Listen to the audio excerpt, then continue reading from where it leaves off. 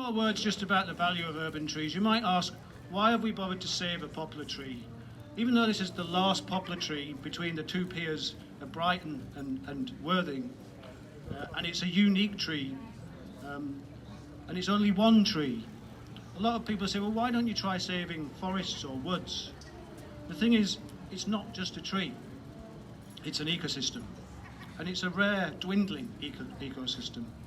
It's a source of food for many species, and it's a habitat and a host for thousands of species, from single cell upwards, bacteria, fungi, mollusks, insects, parasites, other plant life, up to small mammals and birds. It's important.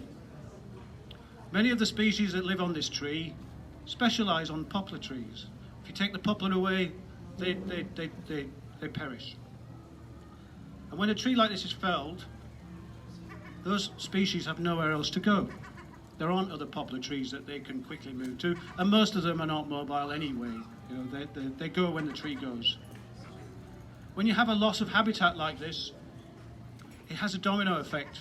Those few species that are hardy enough to find somewhere else to live then add pressures on those ecosystems.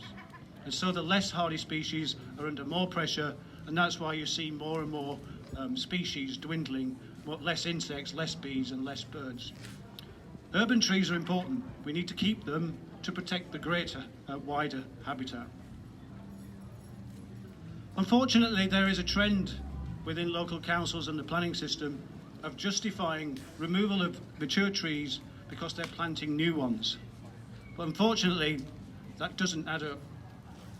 They might as well be plastic trees that you're replacing, because all of that ecosystem is lost. Those trees tend to be different species, they tend to be planted elsewhere, and they take decades to build up to something similar. Now, they might replace the carbon eventually, but they don't replace the ecosystem. So I offer a challenge to Ada Council. Build on this win-win.